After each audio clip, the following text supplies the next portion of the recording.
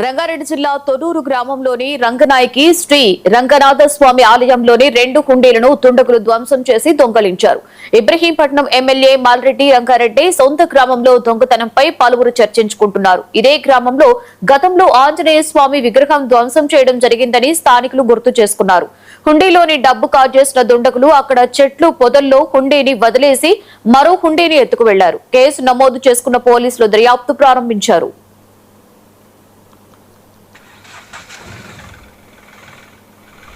పత్తులు phone చేసిండు, grills open చేసినాయి, door వాళ్ళ ఉంటుందంటే వచ్చి చెక్ చేసేసరికి లోపల నుంచి 2 హుండీలు తీసుకొచ్చి బయట వేసారు. ఒక హుండీ దొరికింది, ఒక హుండీ లేదు.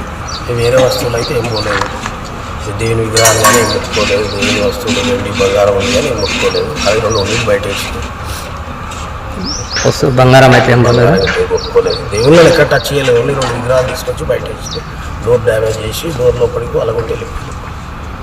మీకు ఎన్ని గంటలకు తెలిసింది? మాకు 7 o'clock వచ్చింది మార్నింగ్. పంతులు గారు వచ్చి అదే ఇక పూజ చేసే టైంకి వచ్చి వాళ్ళు డోర్ తీయడానికి వస్తే ఒక లాక్ ఓపెన్ చేసి వెళ్ళింది. 45కి వచ్చాను. వస్తే అప్పటికి లాక్స్ లేవు, గ్రిల్లువి. సరే అని చూస్తే మొత్తం అంతా 2 తాళాలు లేవు. తర్వాత డోరు ఒక పక్కన కొట్టేసి ఉన్నది. సరే అప్పుడు వెంటనే అందరికీ ఫోన్ చేసి చెప్పాను, అమలు గారికి అందరికీ తెలిసి. తర్వాత పోలీసులు వచ్చారు. వచ్చిన తర్వాత లోపలికి పోయి చూసాము. చూస్తే హుండీలు మాత్రం లేవు, మిగతా అంతా ఉన్నది లోపల. గోల్డ్ కానీ ఏం పోలేదు. కేవలం హుండీలు మాత్రమే లేవు.